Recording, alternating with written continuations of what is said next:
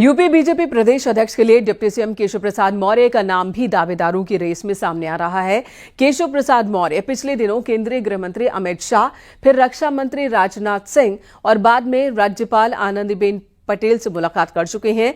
2017 में केशव प्रसाद मौर्य ही बीजेपी के अध्यक्ष थे और पार्टी को 325 सीटों पर बंपर जीत हासिल हुई थी। जी हां, और ऐसे में केशव के नए बयान को लेकर अटकलें हैं कि 2027 को देखते हुए यूपी बीजेपी की कमान उन्हें फिर सौंपी जा सकती है।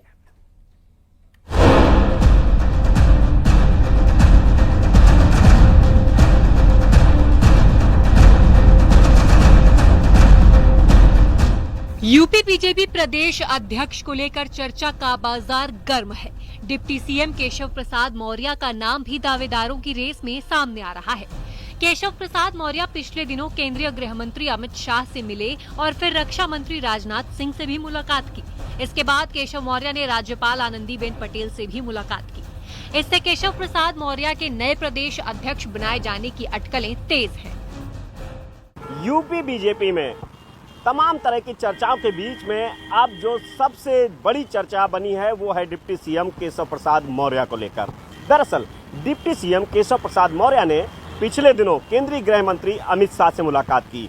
मुलाकात के बाद जो उन्होंने ट्वीट किया वो सीधे तौर पर केशव प्रसाद मौर्य ने कहा कि 2017 से बड़ी जीत 2027 में हासिल करनी है।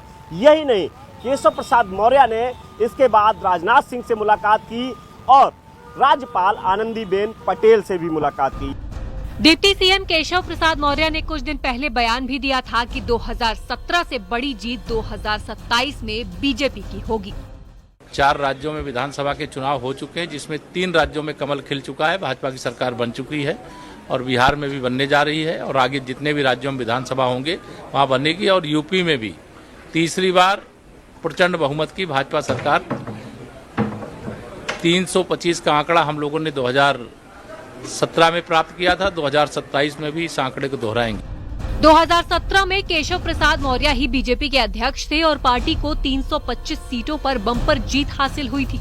ऐसे में अटकलें हैं कि 2027 को देखते हुए यूपी बीजेपी की कमान उन्हें सौंपी जा सकती है। लेकिन सबसे ज्यादा चर्चा में इस समय उत्तर प्रदेश के जो उप मुख्यमंत्री है केशव प्रसाद मौर्य हैं। वजह यह है कि उनका खुद का अपना सोशल मीडिया एक पोस्ट है जिसमें उन्होंने 17 जैसा 27 लिखा है, तो जाहिर है 17 में वो प्रदेश अध्यक्ष थे, 325 सीटें अलायंस को आई थी और 27 में फिर से उत्तर प्रदेश के जनरल इलेक्शन है।